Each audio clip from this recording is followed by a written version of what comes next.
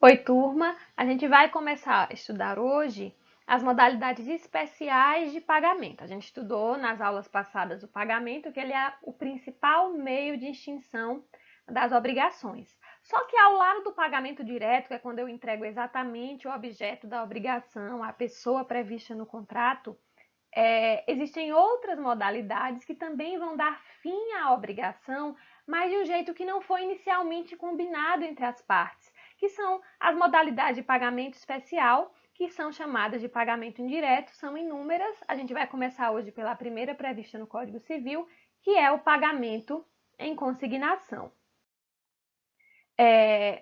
A gente sempre imagina o pagamento como uma obrigação do devedor e não deixa de ser. Só que, além de obrigação, pagar também é um direito do devedor. Por quê? Porque pagando ele se libera da obrigação. Então, ele tem o direito de cumprir para se ver livre, para não ficar vinculado àquele credor durante muito tempo. Então, como está no material, o pagamento também interessa ao devedor, porque se ele não efetuar o pagamento no tempo, local e forma devidos, vai se sujeitar aos efeitos da mora. Então, quando ele não paga no prazo combinado, não entrega o que foi combinado ao credor, ele vai estar em mora. E estando em mora, além de a obrigação ficar mais onerosa, porque aí eu vou acrescer os juros da mora, além disso, ele ainda vai responder pelos riscos da coisa, como a gente já viu. Então, eu estou com o bem para entregar amanhã. Se hoje acontecer um caso fortuito, uma força maior, um raio destruir o bem, eu não vou ter responsabilidade. Por quê? Porque foi algo além da minha vontade, que eu não poderia controlar. Mas se eu deveria ter entregue esse bem ontem, não entreguei, estou atrasada, e hoje esse raio cai e destrói o bem, eu vou ter que responder. Porque quando eu estou em mora, eu respondo até mesmo pelos casos fortuitos, pela força maior. Então, pagar é um direito do devedor, porque pagando ele se livra dessa responsabilidade, ele se livra do dever de ter que pagar juros. Então, é uma obrigação do devedor pagar? É, mas também é um direito. Como também é um direito, se ele quer pagar e o credor não quer receber, ele precisa ter um mecanismo para garantir que ele vai conseguir pagar.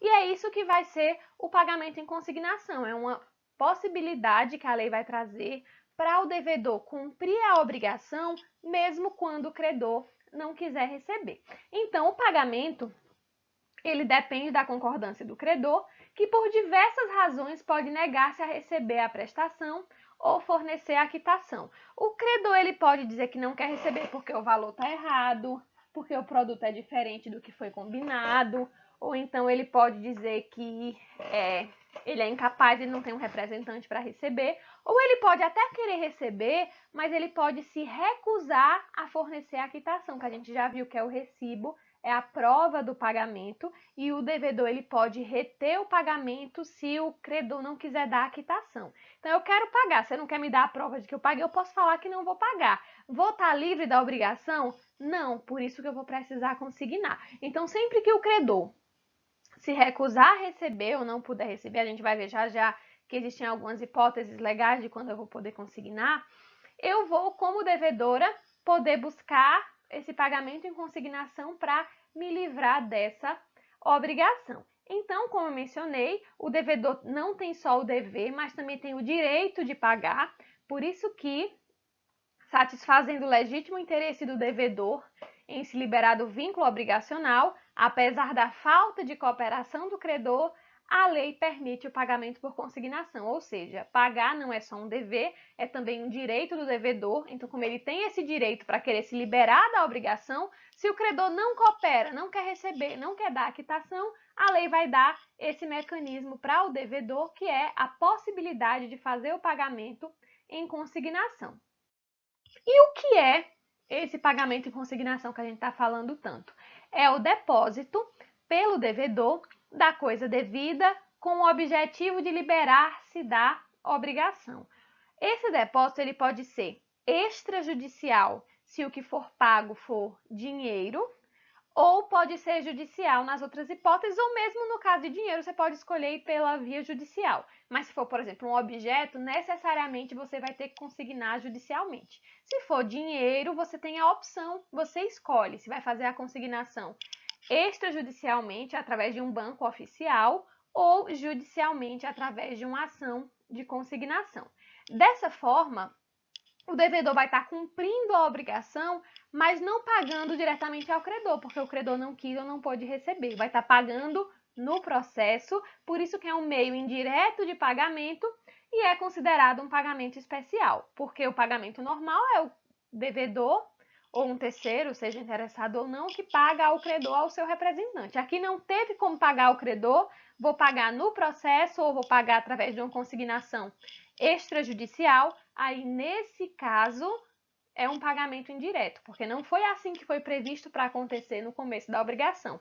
Mas, de toda forma, eu vou dar um fim a essa obrigação, por isso que é considerado como um pagamento indireto, como um pagamento especial. Se o credor, sem justa causa, recusa-se a receber o pagamento em dinheiro, poderá o devedor optar pelo depósito extrajudicial ou pelo ajuizamento da ação de consignação em pagamento. Então, como eu mencionei, a consignação ela é uma ação onde você vai judicialmente depositar a coisa. Só que se essa coisa a ser depositada for dinheiro, você tem mais de uma opção, você tem duas alternativas. Ou você faz pelo processo mesmo, como você consignaria outra coisa, ou você faz um depósito extrajudicial, você vai até um banco oficial e faz um depósito em favor daquele credor, notifica para ele saber, ó, você não quis receber, o dinheiro está lá. Eu me livrei, eu já fiz minha parte, quando você quiser, você vai lá e recebe, saca esse valor. Objeto da consignação. É permitida a consignação não só de dinheiro, como também de bens móveis ou imóveis. Como eu mencionei há pouco, se for de dinheiro, você tem a opção de fazer por outra via que não seja a judicial. Você pode fazer através de um banco oficial, como eu mencionei. Mas você pode também consignar uma coisa, é uma obrigação de entregar um carro. O credor não quer receber, você vai poder fazer o depósito. Tem a obrigação de entregar um animal, a obrigação de entregar um documento, uma joia, e ele não quer receber, você vai poder consignar. E você pode consignar até mesmo bens imóveis. No caso do bem imóvel, não tem como você levar o imóvel para o depósito judicial, até porque o imóvel é imóvel. Mas você pode consignar as chaves, então é uma consignação simbólica. Você deposita em juízo as chaves do imóvel para demonstrar que você está deixando o imóvel à disposição do credor. Só que só pode ser objeto da consignação obrigação de dar, que é a obrigação de prestação de coisa, seja dinheiro, seja outro objeto. Não dá para consignar uma conduta, por isso que a consignação ela é inaplicável às prestações de fato, ou seja, numa obrigação de fazer ou de não fazer, se o credor se recusa a receber a prestação, não tem como consignar, porque não dá para você consignar uma conduta, que é o fazer que você deveria fazer para o credor, ou consignar uma abstenção, que seria o não fazer. Então, de fato, prestação de fato não dá para consignar, só prestação de coisa, só obrigação de dar, seja dar coisa, seja dar dinheiro, que é a obrigação pecuniária. Se a coisa devida for certa e deva ser entregue no local onde está, poderá o devedor citar o credor para vir ou mandar recebê-la sob pena de ser depositada. Ou seja, é uma obrigação que é quesível. É o credor que tem que ir buscar com o devedor. Ele não veio buscar. Você pode, antes de já ajuizar a ação de consignação, você pode notificar e falar, ó, você tinha que ter vindo buscar desde o dia 1º, hoje já é dia 14, você ainda não veio buscar. Se você não vier até amanhã, eu vou depositar em juízo. Então, você pode avisar se você quiser. Nada impede que você faça a consignação direto, porque se tinha um prazo para ele cumprir, ele não cumpriu, ele já está em mora, o credor. Mas se você quiser, você pode notificar e ainda assim, se ele não vier buscar, você vai consignar. Se a coisa devida for incerta, lembrando, a obrigação de dar coisa incerta, a obrigação vai dizer quem é que vai escolher, se é o credor ou o devedor. Lembrando que no silêncio da obrigação, quem escolhe é o devedor. Mas se essa obrigação de dar coisa incerta trouxer a previsão de que quem vai escolher é o credor, e ele não veio escolher, se ele não escolhe, não tem como o devedor cumprir. Então, nesse caso, o devedor pode notificar o credor para ele vir escolher. Olha, eu quero cumprir, venha logo escolher o que é para eu lhe entregar. Se você não escolher, eu vou escolher e vou depositar em juízo, e aí você vai perder o direito de escolha. Então, nesse caso, é o credor que tem que escolher. O devedor, para cumprir, está dependendo de um ato do credor, que é fazer essa escolha. Ele não faz, aí eu posso avisar, ó, se você não escolher, eu vou escolher e vou fazer esse depósito. Fatos que autorizam a consignação. O 335 ele vai trazer as hipóteses onde o devedor vai estar autorizado a consignar, a depositar em juízo a coisa com fins de pagamento. Então, a primeira hipótese do 335 é se o credor não puder ou sem justa causa recusar receber o pagamento ou dar a quitação na devida forma. Nesse caso aqui, o devedor procurou o credor para pagar, mas o credor não pôde receber por alguma razão ou se recusou a receber. Não quero receber ou então não quero dar a quitação. Nesse caso aqui, o devedor ele vai poder consignar. Essa obrigação aqui é uma obrigação portável.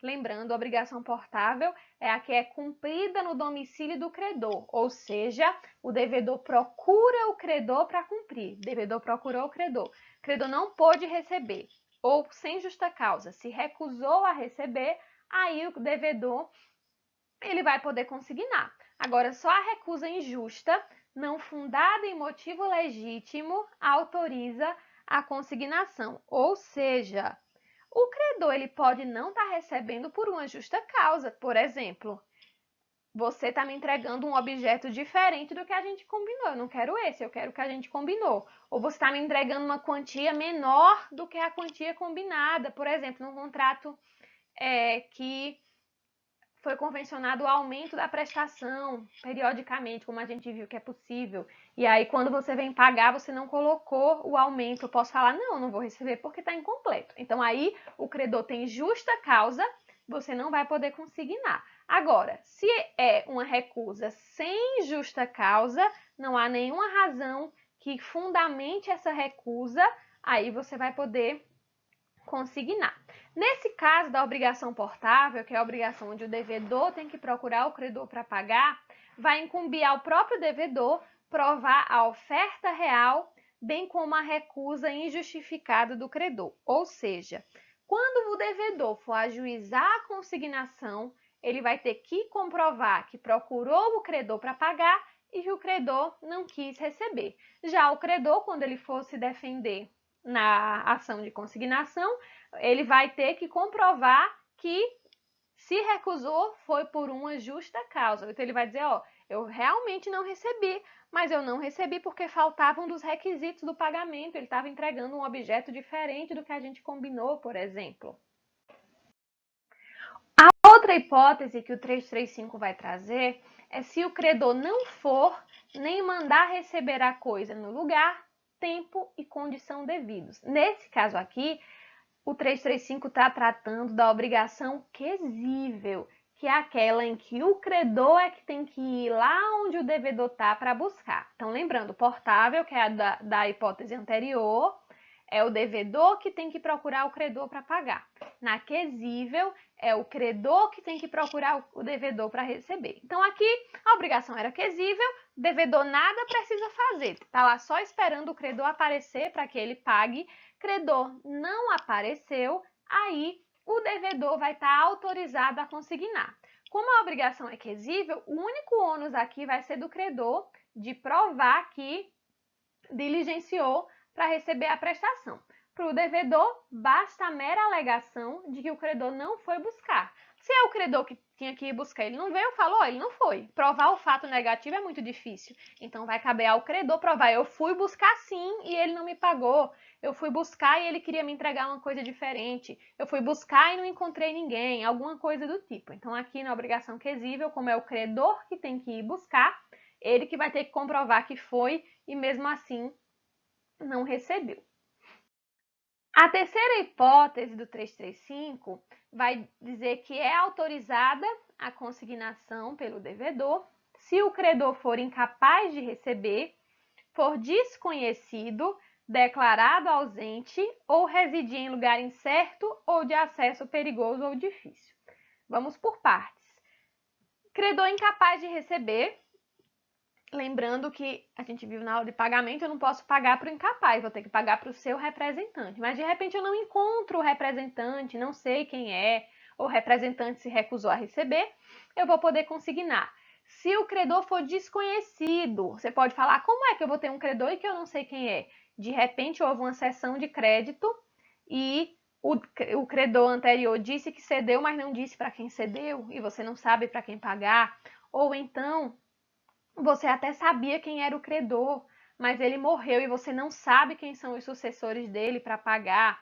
Se ele for declarado ausente, na declaração de ausência, geralmente o juiz já vai nomear o curador e você vai pagar para o curador, que é o representante. Mas digamos que você, por acaso, não sabe quem é, não encontra o representante, ou o representante se recusa a receber esse curador. E a outra hipótese é se o credor residir em lugar incerto ou de acesso perigoso ou difícil. Eu não posso exigir que o devedor, para efetuar o pagamento, arrisque sua vida. Então, vá para um lugar conhecidamente perigoso e esteja correndo risco para pagar. Então, se o lugar é incerto, eu não sei onde o credor está, ele se mudou e não me disse onde ele está, ou se eu até sei onde ele mora, mas é um lugar que para chegar lá é difícil ou é muito perigoso, aí eu vou poder consignar também, porque eu não vou arriscar a vida do devedor para que o pagamento aconteça. No caso do incapaz, eu até já adiantei, mas vamos ver como está no material. É necessário que, além de ser incapaz, o credor não tenha representante legal ou que, por algum motivo, o pagamento não possa ser efetuado a este. Então, lembrando, se há um representante, eu tenho que pagar para ele. Então, se ele tem um representante, não é motivo para eu consignar. Eu vou no representante e pago. Mas se eu não sei quem é o representante, se o representante sumiu no mundo, se eu não consigo localizar esse representante, ou se eu sei quem é o representante, mas ele se recusa a receber, eu também vou poder consignar. A ausência vai ser declarada por sentença, eu até já mencionei a sentença que declara a ausência, já nomeia o curador, mas digamos que o curador se recusa a receber, o curador sumiu, aí você vai poder consignar também. A quarta hipótese de consignação, se ocorrer dúvida sobre quem deva legitimamente receber o objeto do pagamento. Nesse caso aqui, o devedor sabe que deve, mas ele não sabe exatamente a quem, porque tem dois ou mais credores dizendo que devem receber esse pagamento. Então, ele sabe que ele tem uma única dívida, mas eu tenho duas pessoas dizendo, cada uma delas excluindo a outra, que ela é o credor. Aí o devedor fica na dúvida de sem saber a quem pagar. Então, para não correr o risco de pagar para o credor errado, não cabe a ele decidir quem é o credor certo, tem que se ver de fato quem é que tem o direito a receber. Então, venceu, ele precisa pagar e tem duas ou mais pessoas se dizendo credoras, ele não sabe a quem pagar. Nesse caso, ele vai fazer a consignação para ter certeza de que não vai pagar errado. Então, aqui, se há dúvida sobre quem tem direito ao pagamento, para não correr o risco de pagar mal, porque lembrando, quem paga mal paga duas vezes, ele vai fazer a consignação. Então, aqui nessa quarta hipótese, não há ainda uma ação onde as pessoas estão disputando esse crédito. Eles só apareceram para ele duas pessoas se dizendo credoras, ele não pode se antecipar, ele vai consignar. Já na última hipótese do 335, ela vai dizer que cabe a consignação se pender litígio sobre o objeto do pagamento. Nesse caso aqui, já há uma ação disputando aquele crédito. Então, o credor e o terceiro estão disputando em juízo o objeto do pagamento. Nesse caso, o devedor ele não deve se antecipar ao pronunciamento judicial e escolher pagar direto para o credor que ele acha que é o credor certo. Então, nesse caso, ele tem que esperar saber quem vai vencer a demanda, porque quem vencer a demanda é que vai ser o verdadeiro credor. Só que se já venceu, ele precisa pagar para não correr em juros. E aí o processo pode demorar. Enquanto ele não pagar, vão estar correndo os juros da mora. Então, o que é que ele faz? Como eu não sei ainda quem é o verdadeiro credor, eles estão disputando em juízo, eu tenho que esperar o resultado, eu vou consignar. Fica lá depositado, ou seja, eu estou livre da obrigação.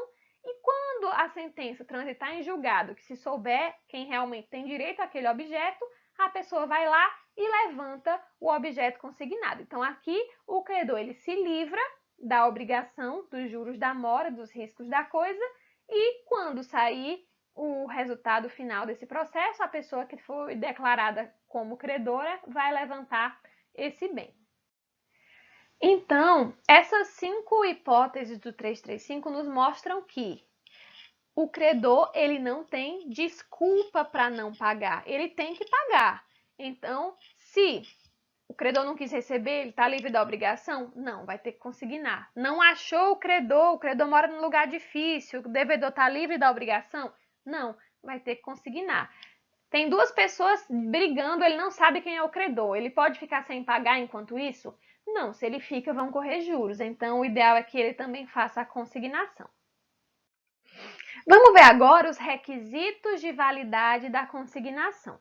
Para que a consignação tenha força de pagamento, ou seja, que extinga a obrigação, deverá preencher todos os requisitos sem os quais não é válido o pagamento. Eu vou ter requisitos tanto subjetivos em relação às partes, quanto objetivos em relação ao objeto do pagamento. Então, quanto aos requisitos subjetivos, deve o pagamento ser feito pelo devedor capaz, ao verdadeiro credor também capaz, ou a seu representante. Então, aqui vou falar da legitimidade ativa para o pagamento, ou seja, quem é que pode pagar, que pode ser o solvens, o devedor.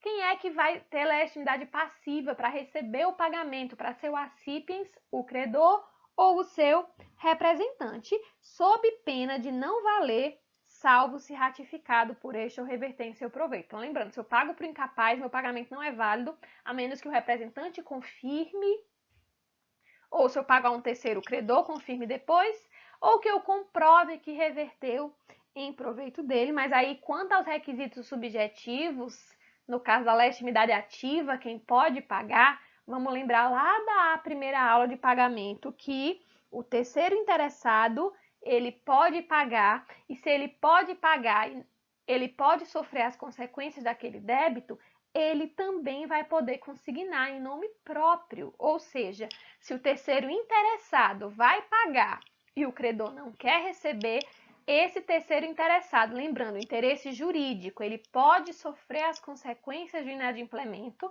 aí ele vai poder consignar em nome próprio, forçar esse credor a receber.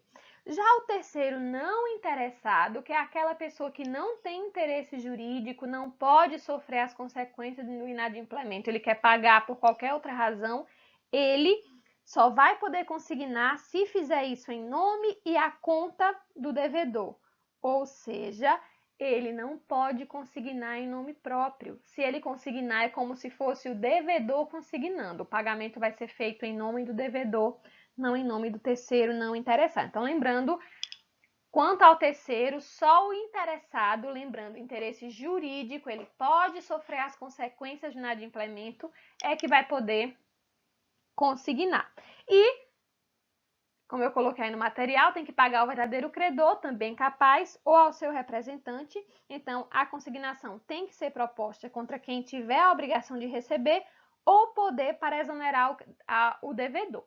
Então, para consignar, eu tenho que ser o devedor, ou ser o terceiro interessado, ou até mesmo o terceiro não interessado, mas aí fazendo em nome do devedor.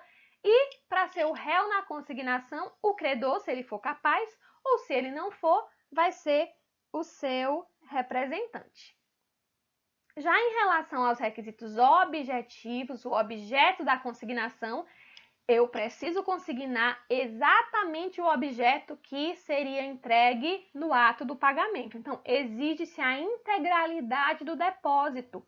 Você não pode querer consignar um objeto diferente do que seria pago, ou uma quantia menor da que seria paga. Então, tem que ser um depósito integral e ao principal, ou seja, a prestação principal, que é o objeto da obrigação, ainda tenho que acrescer juros de mora devidos até a data do depósito. A dívida venceu dia 1º, eu só vou consignar dia 10, eu tenho que, quando for depositar o valor dessa dívida, somar esses juros de mora referentes a esses 10 dias.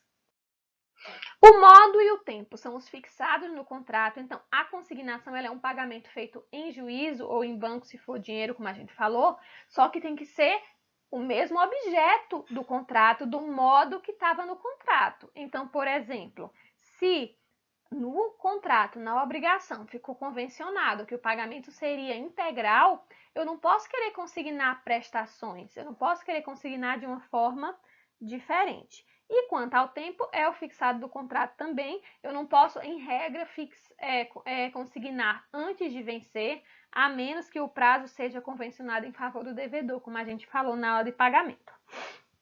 A mora do devedor, ou seja, o devedor está atrasado, a mora dele por si só não impede a consignação se ainda não provocou consequências irreversíveis e o pagamento ainda é útil ao credor.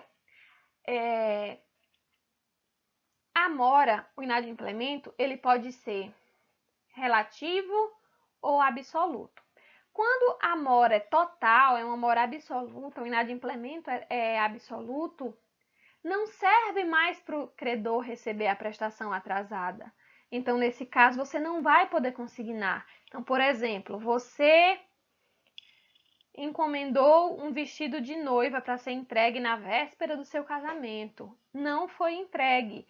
Depois que você casar, não serve mais para você receber o vestido atrasado. Aí você não recebeu, a costureira não vai poder fazer uma consignação para forçar você a receber, porque não serve mais para você aquilo. Agora, se o pagamento ainda for útil para o credor, no caso de dinheiro é sempre útil, então se presume que é útil sempre, está atrasado. Eu queria receber R$1.000 mês passado, você não pagou, eu recebo agora os 1.000 acrescidos de juros. Então você vai poder consignar.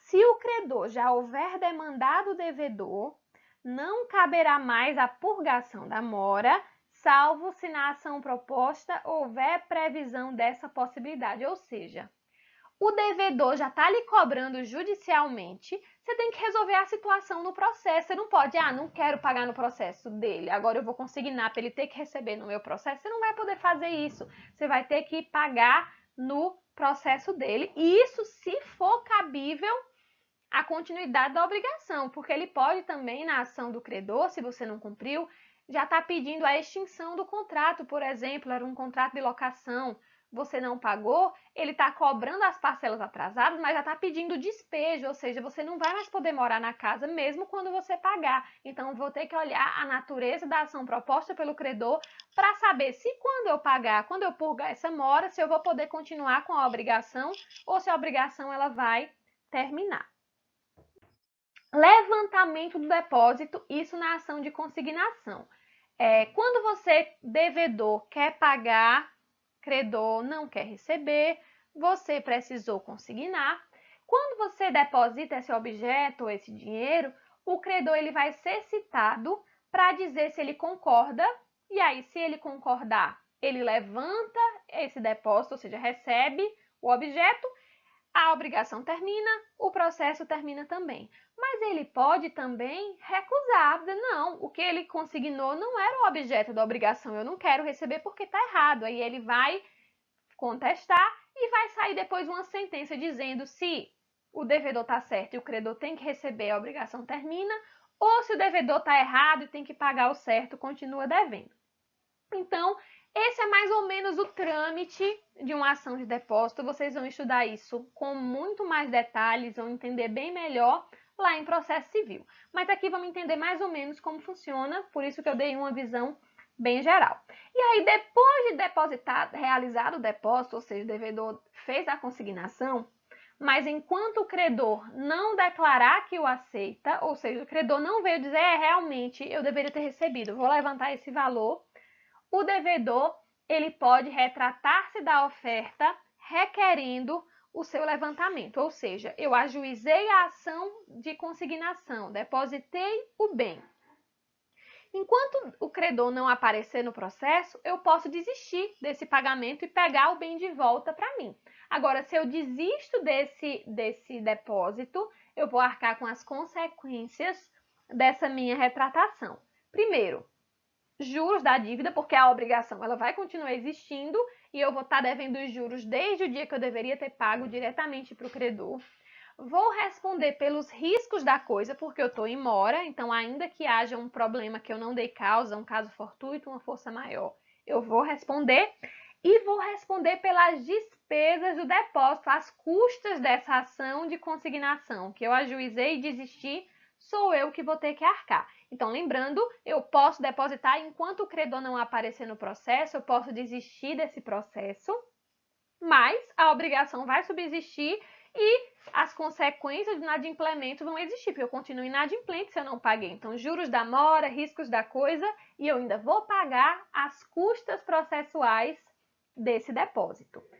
E aí, eu ajuizei, depositei a coisa, credor apareceu no processo, mas ele recusou o depósito e contestou a ação, ou seja, ele não aceitou aquilo que eu depositei e se defendeu, justificando o porquê que não aceitou. Como eu falei, ele pode dizer que estava errado, estava faltando uma parte, ou ele pode dizer, não, eu não me recusei a receber, ele que não apareceu para pagar. Ele pode ter tese de defesa. Nesse caso, se o credor não aceita o depósito, se ele se recusa a fazer o levantamento desse depósito e contesta a ação, se defende na ação de consignação, aí o levantamento não vai mais poder ocorrer pelo devedor sem a sua anuência. Ou seja, depois que o credor apareceu no processo e não aceitou aquele bem que foi depositado e se defendeu, o devedor não pode mais desistir dessa ação, a não ser que o credor concorde, a não ser que haja a anuência do credor. Se o credor concordar, devedor depositou, o credor não aceitou, devedor quer desistir. Se o credor aceita essa desistência, ele vai perder a preferência e a garantia que lhe competiam com respeito à coisa consignada. O que isso quer dizer? Se existir alguma garantia nessa dívida, a garantia não existe mais. Então, os codevedores e os fiadores ficam desobrigados. Por quê? Porque o credor tinha a chance de receber por um fim na obrigação e ele preferiu deixar o devedor desistir. Então, nesse caso, ele vai perder as garantias em relação àquela coisa.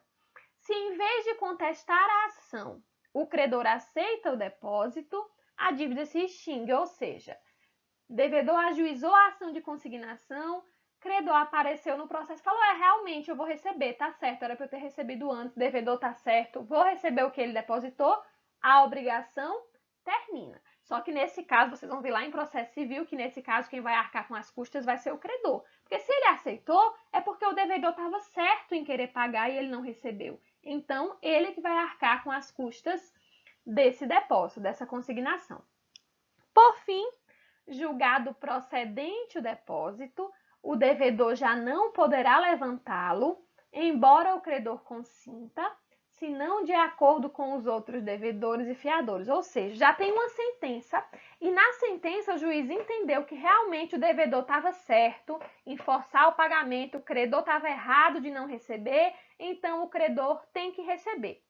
Devedor, depois da sentença, quer desistir da consignação, mesmo se o credor concordar, essa desistência só vai acontecer se os outros devedores e os fiadores concordarem. Se eles não concordarem, a desistência não vai acontecer, o credor vai ter que receber, já que o juiz disse que o devedor estava certo e a obrigação vai finalizar. Então, isso é o pagamento em consignação, como eu mencionei. Isso vocês vão ver com muito mais detalhes em processo civil, mas o que é o assunto aqui de direito civil que vocês precisam saber?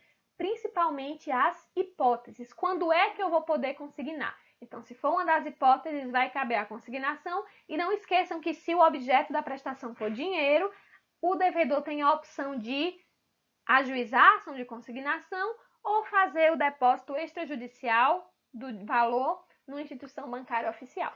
Então, Esse é o assunto de consignação, não é muito grande. Se vocês tiverem alguma dúvida, vocês podem postar nos comentários ou colocar lá no Moodle ou no fórum que eu respondo.